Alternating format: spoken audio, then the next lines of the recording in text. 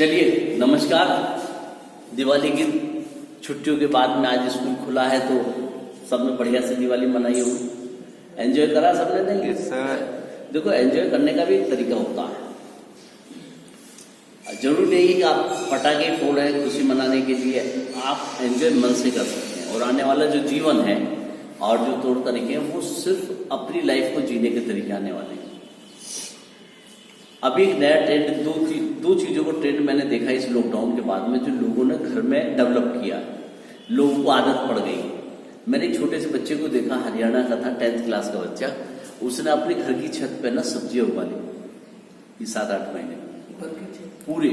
मैंने वो वीडियो है मेरे पास में, मैं कहोगे तो मैं भेज दूंगा तुम लोगों के पास। अपने ताऊ को देखता था वो, और उसके बाद फिर उसने सब्जियां उगा ली।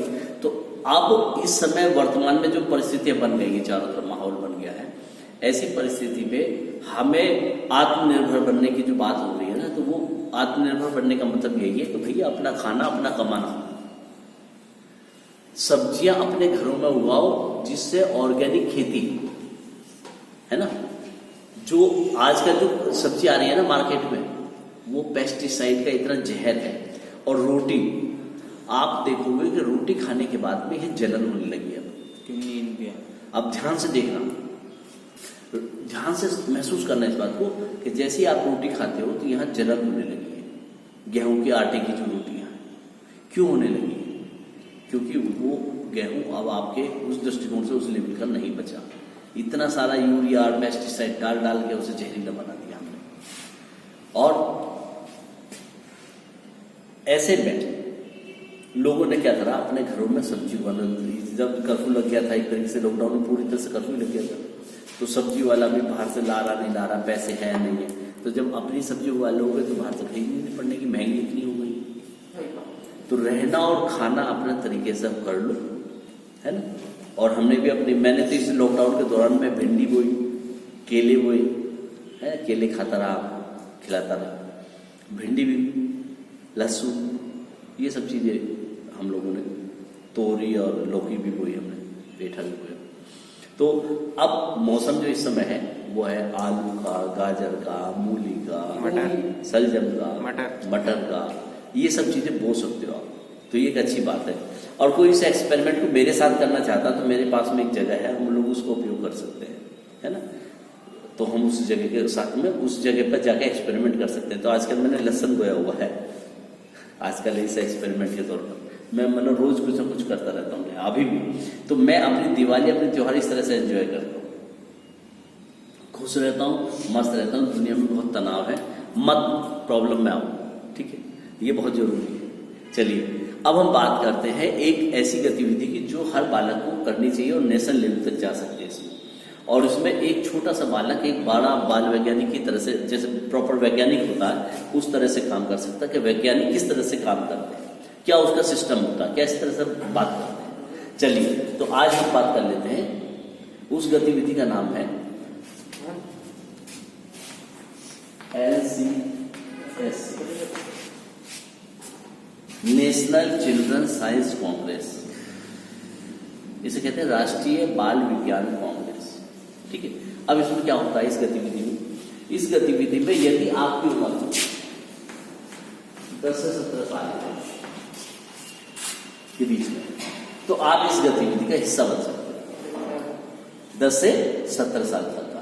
और ये आपकी एक दिन भी पहले नहीं होनी चाहिए, ऐसा नहीं होना चाहिए कि 9 साल 11 महीने और 29 दिन हाँ रह गई, पूरे 12 साल नहीं हुई। और 21 दिन से ये काउंट होती है 31 दिसंबर से,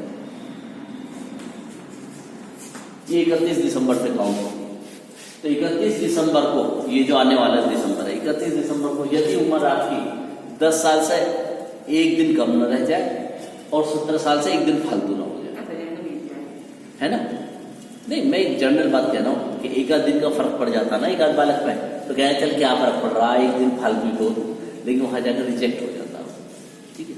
तो जो नियम है, नियम है। तो 10 से 17 साल की आयु के बीच के बच्चों के लिए एक्टिविटी है, आप उसका हिस्सा।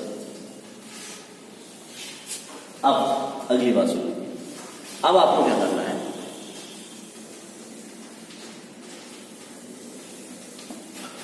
अब इसकी जो इस साल की जो थीम है, मेन थीम है, मुख्य विषय जिस पर हमें प्रोजेक्ट बनाना है, उसका नाम है सतत जीवन के लिए, सतत जीवन के लिए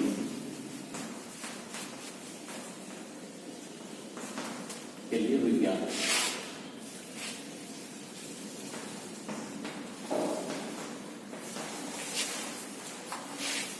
साइंस और सस्टेनेबिलिटी लिव, साइंस और सस्टेनेबल लिविंग आप लिखते जाओ, चाहे हिंदी और इंग्लिश दोनों में बताना है। अब इस मुख्य थीम के अंतर्गत ये 4 से 5 विषय हैं।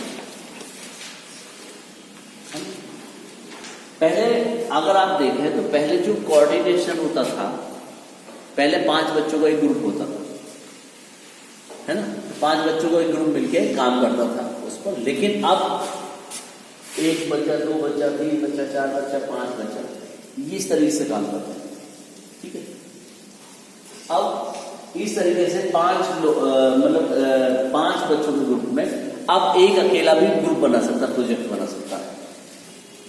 अभी ध्यान से सुनते भी रहो मेरी बात। अब एक बच्चा भी अकेला भी प्रोजेक्ट बना सकता है ना। तो प्रोजेक्ट कैसे बना सकता है? अब उसमें क्या है कि आपको लोकल लेवल पर 5 ये जो सब थीम दी है, ये तो है मेन थीम, ये कहलाती है सब थीम।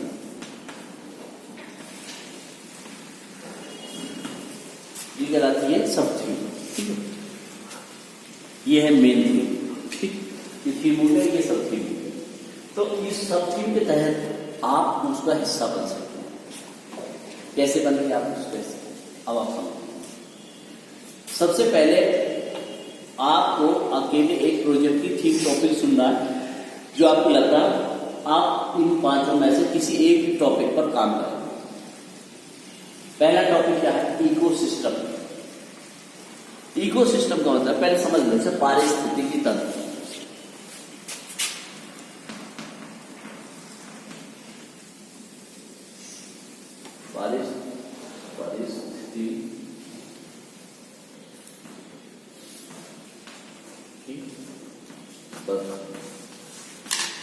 पारिस्थितिकी तंत्र क्या होता है? इकोसिस्टम में आपने देखा एक चैन होती है। चैन कैसी होती है? आपने देखा कि हम कुछ खाते हैं, वो जमीन में वेस्ट जाता है, फिर वेस्ट खाद बनता है, फिर वो जमीन में मिल जाता है, फिर वो तत्व पानी, फिर वो पौधे देता है, फिर पौधों को हम सब्जी के रूप में खाते हैं, है ना। फिर जो वेस्ट होता है वो हम बाहर निकाल देते हैं, हमारा शरीर बाहर निकाल देता है, फिर वो वेस्टेज फिर खाद बन जाता है, फिर वो उस मिट्टी के अंदर मिल जाता है, फिर वो पौधे बनाता है, फिर एक पूरा सिस्टम चलता है। इसी प्रकार से छोटी छोटी चिड़ियां हैं, पक्षी हैं, ये सब अपना अपना खाना खाते रहते हैं, जो हमें नुकसान देता है वो सब खाना खाते हैं, है ना। तो हमें जो नुकसान देने वाली चीजें उससे बचाते रहते हैं, इसे कहते हैं इकोसिस्टम। जैसे चिड़िया सारी खत्म कर दें, गिद्धों को अगर हम खत्म कर दें, तो जो गिद्ध अगर खत्म हो जाएंगे, तो अगर गिद्ध खत्म हो गए तो जो जैसे वल्चर खत्म हो गए, तो जैसे आपने देखा ढोर जानवर मर गया, वो पड़ा हुआ है, तो वो सड़ने का नहीं। क्यों नहीं सड़ने का? इसलिए नहीं सड़ने का कि वो जो वल्चर है, जो पक्षी है, वो जो उसे खाता था जानवर को, उस जानवर को खाते समय में वो जो खाना सारा तो नहीं खाएगा, बच जाएगा ना,